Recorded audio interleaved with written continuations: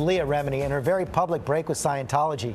ABC's 2020 exclusive Friday night generated enormous interest in Remini's new book, Troublemaker, Surviving Hollywood and Scientology, shooting to the top of the bestseller list.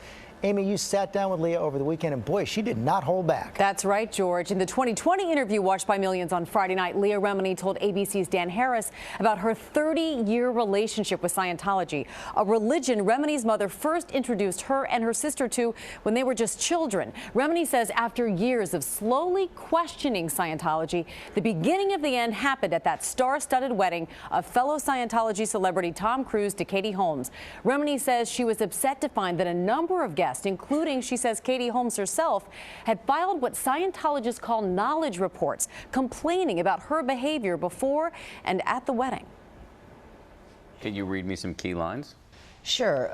It starts with, I was dismayed at the behavior of Leah Remini during the events leading up to our wedding and our wedding. The behavior as a guest, a friend, was very upsetting. Well, I sat down with Leah Remini on Sunday for her reaction to all of it. The Church of Scientology has provided several statements to ABC News. I'm going to read part of the latest one. Okay. The full statement is on our website. Oh, please go there and see that. Her repeated, Thank you for plugging that. Her repeated ethical lapses and callous treatment of others led to an ecclesiastical review which resulted in her being expelled.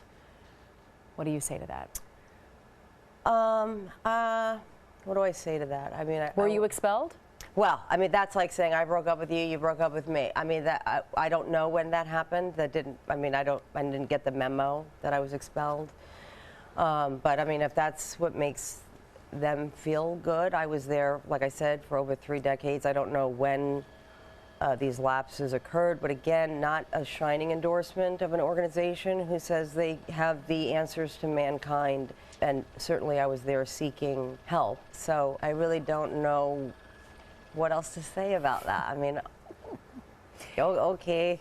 You write a lot about Tom Cruise. Mm-hmm. What exactly is his role in the church? Well, that's unclear, but my experience, and there seemed to be a lot of power there that I couldn't subscribe to as well, was having, I mean, if I'm at dinner, you know, we're going to dinner together, you're not going to write, you know, an internal church report on me that you thought I got a little, you know, tipsy at your dinner party, and then have to deal with that financially within your church and be taken off of a spiritual path, so to speak, to deal with how you're interacting with this particular person. And so the power seemed to be enormous. It was just my experience. Were you, I mean, I can't even imagine that. Being with someone in a social setting and were you afraid of what you said or didn't say or how you acted? Were you worried about getting written up? Well, constantly, but that again, you know, there's policy in the church that requires parishioners to write each other up on knowledge reports. So you create an environment where everyone's writing each other up. And again, I was guilty of this.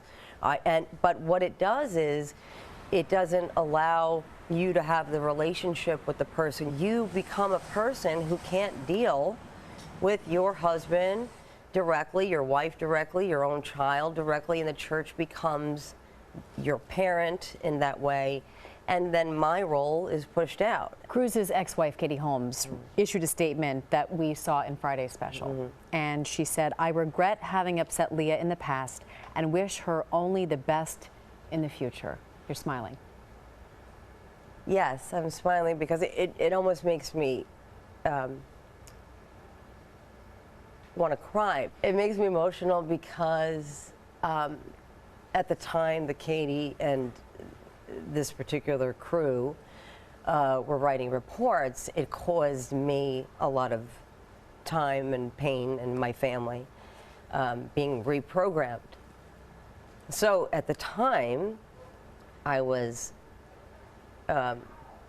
fighting with her, I guess, for the lack of a better word, within the church. And now I know really what she was going through, because at the time I was thinking of myself and my family and what we were going through, and although painful, I had no idea she was going through probably a lot more.